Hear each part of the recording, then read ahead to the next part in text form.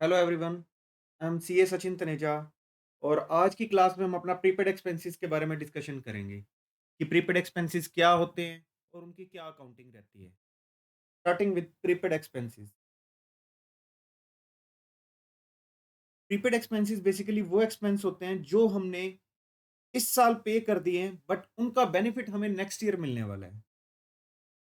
Prepaid expenses हमारे वो expenses होते हैं जो हमने पे इस साल कर दिए हैं। We have already paid it but the benefits from these expenses will come in next year. Let's suppose we are preparing books for 2021 और next financial year would be 21-22। तो ये फाइनेंशियल हमारा स्टार्ट हुआ था 1/4/20 से लेके 31/3/21 तक जाएगा ये हमारा फाइनेंशियल। और नेक्स्ट फाइनेंशियल ईयर हमारा स्टार्ट होगा 1/4/21 से और वो जाएगा 31/3/22 तक। अब कई बार क्या होता है कि आप जो इंश्योरेंस वगैरह लेते हैं, जरूरी नहीं है आप हर इंश्योरेंस अपना 1 अप्रैल को लें। आपको बाद में ध्यान आया कि मुझे इंश्योरेंस भी लेने हैं। आप इंश्योरेंस जिस डेट से लेते हैं, उस डेट से 1 साल तक वो आपका वैलिड रहता है। अब वो आपको बेनिफिट दे रहे हैं 2 फाइनेंशियल ईयर में। ऑल्दो आपने पे कर दिया 20-21 में। आपने एक इंश्योरेंस लिया, लेट्स टेक एन एग्जांपल। आपने एक इंश्योरेंस लिया 1 जुलाई को, 1 जुलाई 2020 को आपने एक इंश्योरेंस आपने लिया 60,000 का। कितने का लिया? 60,000 पे किए। अब ये जो आपको बेनिफिट देने वाला है, ये आपको नेक्स्ट ईयर 30/6/21 तक बेनिफिट देने वाला है। आपने 12 महीने के लिए पेमेंट किया है, जो ये प्रीमियम पे किया है इंश्योरेंस का, ये आपने 1 साल के लिए पे किया है और वो 1 साल स्टार्ट हो रहा है आपका 1 जुलाई 2021 से और आपकी बुक्स क्लोज हो जाएँगी 31/3 इसको। तो आप क्या देख रहे हैं, 9 मंथ्स इससे बेनिफिट मिल रहा है आपको इस फाइनेंशियल ईयर में और 3 मंथ्स आपको बेनिफिट मिल रहे हैं नेक्स्ट फाइनेंशियल ईयर में। 60,000 पे किया, जिसका 9 जिसमें से 9 मंथ्स इस साल बेनिफिट मिलने वाला है और 3 मंथ्स नेक्स्ट ईयर बेनिफिट मिलने वाला है। तो 3 मंथ्स का प्रीपेड हो गया या नहीं हो गया? एक्रूअल कॉन्सेप्ट हमें क्या कहता था? सर हमें एक्रूअल कॉन्सेप्ट कहता था कि मैचिंग कॉन्सेप्ट और एक्रूअल कॉन्सेप्ट दोनों एक बार कंसीडर करेंगे, accrual and matching. Accrual concept कहता है जिस पीरियड की ट्रांजैक्शन हो उसी साल रिकॉर्ड करेंगे, चाहे पे किया है या नहीं किया। एक्रूअल क्या कहता है, जिस साल की ट्रांजैक्शन है उसी साल रिकॉर्ड करेंगे, चाहे पे किया या नहीं किया। और मैचिंग कहता है जिस रेशियो में आप बेनिफिट्स डिराइव कर रहे हो, जिस रेशियो में आप बेनिफिट्स डिराइव कर रहे हो, उसी रेशियो में आप खर्चे रिकॉर्ड करेंगे। अब बेनिफिट्स किस तरह डिराइव कर रहे हैं? 9 और 3। तो मैचिंग कॉन्सेप्ट के अकॉर्डिंग यहां पर हम सिर्फ 9 मंथ्स का proportionate expense P and L में लेके जाएंगे और जो बाकी का 3 मंथ्स का है वो आप नेक्स्ट फाइनेंशियल ईयर में लेके। आपने कैलकुलेशन अगर हम इसकी करें, कैलकुलेशन क्या रही? हमने 60,000 पे किए, 60,000 पे किए, हाँ सर हमने 60,000 पे किए और 9 मंथ्स का बेनिफिट हमें इस साल मिलने वाला है और 12 महीने का हमने टोटल पे किया है, तो हमारे को जो इस साल बेनिफिट मिलेगा वो है ₹45,000 का। तो ये हम 20-21 के फाइनेंशियल ईयर में ले जाएंगे, प्रॉफिट एंड लॉस में 20-21 के। और जो रिमेनिंग 15,000 है वो हमारा जाएगा 21-22 के financial year profit and loss में। ऐसा क्यों है? अब आप देखिए कि आपको बेनिफिट नेक्स्ट ईयर भी मिल रहा है और अगर आप सारा बर्डन इस साल के प्रॉफिट एंड लॉस पे डाल देंगे तो आपका इस साल का प्रॉफिट कम हो जाएगा। ये अमाउंट 60,000 है, इट कैन बी 60 lakhs। कोई भी एक ऐसा एक्सपेंस है जो बड़े लेवल पे हो रहे हैं तो आपके प्रॉफिट एंड लॉस काफी हिलते हैं।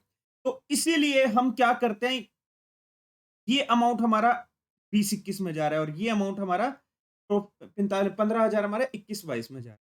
और जब हम बात करते हैं हमारी जर्नल एंट्री की, जर्नल एंट्री 20-21 में क्या बनेगी? 20-21 की बुक्स में जर्नल एंट्री बनेगी prepaid rent insurance, sorry, prepaid insurance debit 15,000। उसकी कैलकुलेशन हम ऑलरेडी कर चुके हैं। Insurance debit 45,000। प्रीपेड इंश्योरेंस आपकी क्या है? असेट है कि इसका हम खर्चा कर चुके हैं और इकोनॉमिक बेनिफिट हमें नेक्स्ट फाइनेंशियल ईयर में मिलेंगे। और टू कैश हमारी जेब से कैश कितना गया है 60,000। Credit what goes out nominal, ये आपका हो गया पर्सनल, क्योंकि आपने किसी को एडवांस में पेमेंट किया और आपको उस बंदे की जो ट्रांजैक्शन है आप रिकॉर्ड प्रीपेड इंश्योरेंस के नाम से कर रहे हैं। ये nominal debit all expenses and losses, ये रियल आपका हो गया credit what goes out being insurance paid. फिर आपका इस साल के प्रॉफिट एंड लॉस में जो चला जाएगा profit and loss to insurance 45,000। अगर मैं सारा का सारा 60,000 इंश्योरेंस में ले जाता तो मेरा प्रॉफिट एंड लॉस में जो अमाउंट ट्रांसफर होता दैट वुड हैव बीन 60,000, और जो कि गलत था। क्योंकि आप जब अपने प्रॉफिट एंड लॉस को बना रहे हो 20-21 के, तो एक्सट्रैक्ट अगर मैं इसका बनाऊं, तो अगर आप यहां पर टू इंश्योरेंस 60,000 कर देते हो तो आपका प्रॉफिट -15,000 यानी 15,000 से 20-21 का कम हो जाएगा, क्योंकि अभी बेनिफिट तो सारा मिला ही नहीं है ना। मैचिंग और एक्रूवल कॉन्सेप्ट किस लिए है फिर? इसलिए तो बने हैं। जिस रेशो में आप डेप्रिसिएशन चार्ज करते हो, अमोर्टाइजेशन करते हो इंटेंजिबल एसेट्स के ऊपर, क्यों करते हो? मैचिंग कॉन्सेप्ट्स की वजह से। हम ऑलरेडी क्लासेस में डिस्कस कर चुके हैं। तो सेम हमारा जब प्रीपेड एक्सपेंस की बारी आती है, प्रीपे भी क्या है, हमने पे यहां कर दिए हैं। जब आप मशीनरी परचेज करते थे, फर्नीचर करते थे, आप पेमेंट तो ऑलरेडी सारी कर चुके होते थे, बट आप उसका डेप्रिसिएशन बाद में चार्ज करते थे। तो जैसे जैसे हम उसको यूज करते हैं, जिस रेशो में हम यूज करते हैं, और अमोर्टाइजेशन भी। अब ये क्या है, ये रेकरिंग नेचर का एक्सपेंस है, आपका रिवेन्यू एक्सपेंडिचर है, बट आपने कुछ हिस्सा इसका अगले साल का भी इसी साल पे कर दिया, बट वो पी एंड एल में नहीं जाएगा।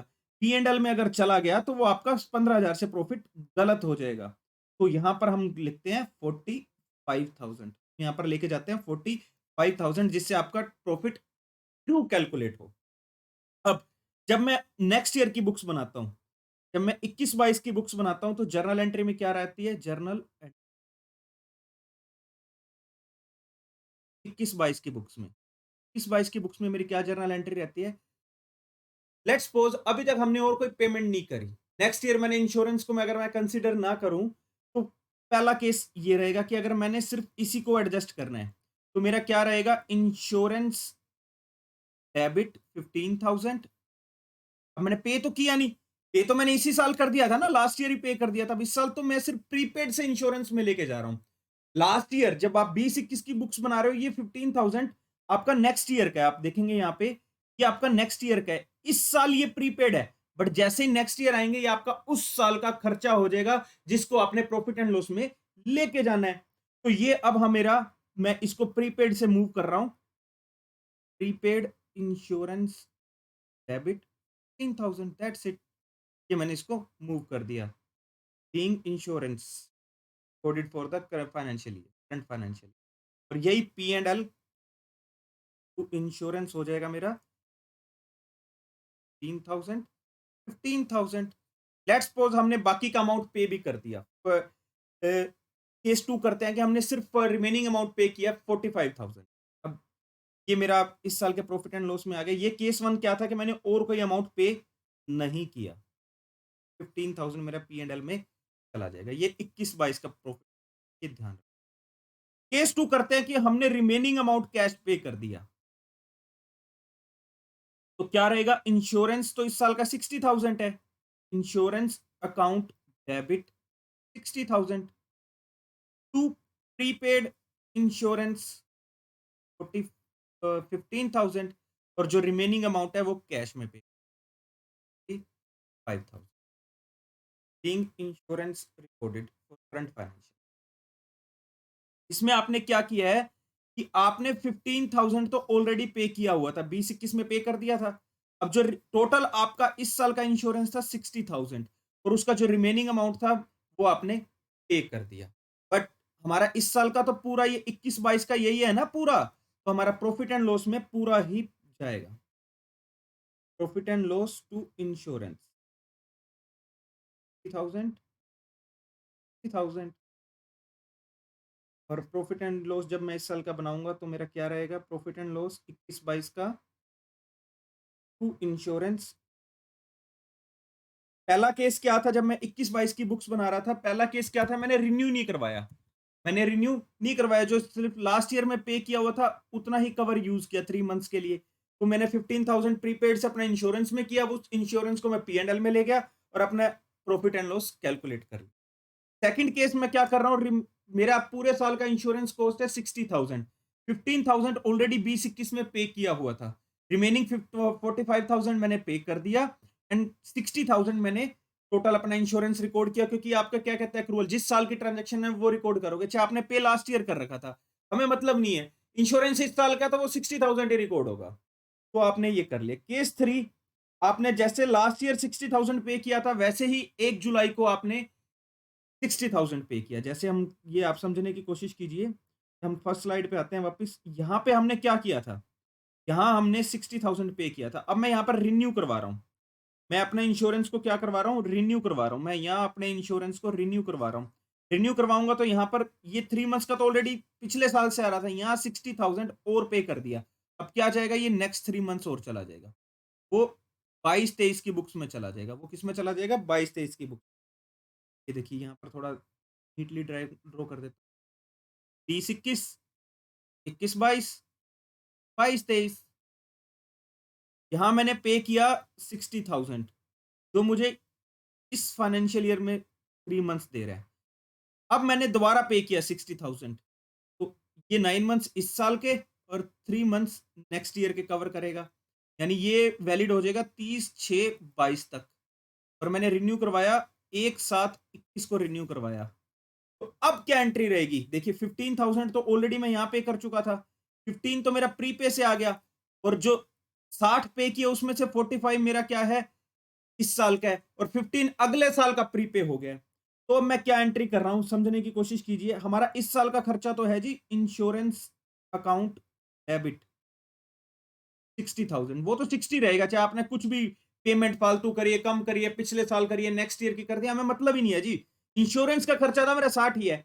अब आपने यहाँ पे जब 60 की पेमेंट करी है, उसमें से 45 के इस साल का है, 15 के नेक्स्ट ईयर का है। तो प्रीपेड इंश्योरेंस डेबिट 15,000। अब 45 ऑलरेडी मैंने यहाँ पे पे किया हुआ था।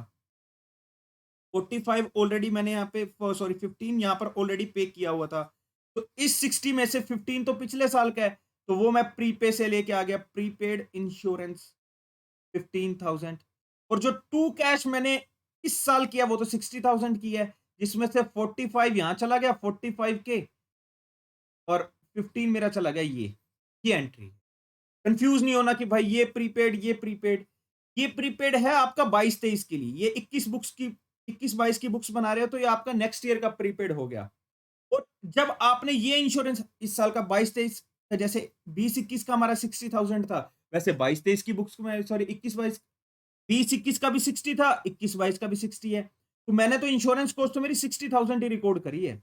इंश्योरेंस कॉस्ट मैंने अपनी 60,000 रिकॉर्ड करी है, बट इस साल मैंने 60 पे कर दिया, बट मेरा जो ड्यू था इस साल का पेंडिंग अमाउंट, दैट वाज 45,000। तो 15,000 अगेन मेरा प्रीपेड हो गया। वो कौन से ईयर के लिए हो गया मेरा? इसके लिए हो गया। वो मेरा 22-23 की बुक्स के लिए हो गया। वो मेरा 22-23 की बुक्स के लिए हो बीइंग इंश्योरेंस। फिर आप इसको प्रॉफिट एंड लॉस में लेके चले जाओगे। Profit and loss to insurance 60 K, ठीक है। और आप अपना जब इस साल का प्रॉफिट एंड लॉस बनाओगे, प्रॉफिट एंड लॉस फॉर 21-22 जब आप बनाओगे, तो आपका टू इंश्योरेंस 60,000 चला जाएगा। करेक्ट है ये आपका। और जब बैलेंस शीट बनाओगे आप अपनी, बैलेंस शीट में भी करंट असेट आपका प्रीपेड एक्सपेंस आ जाएगा 22-23, 22-23 के लिए। ये आपके एक्सट्रैक्ट रह जाएंगे।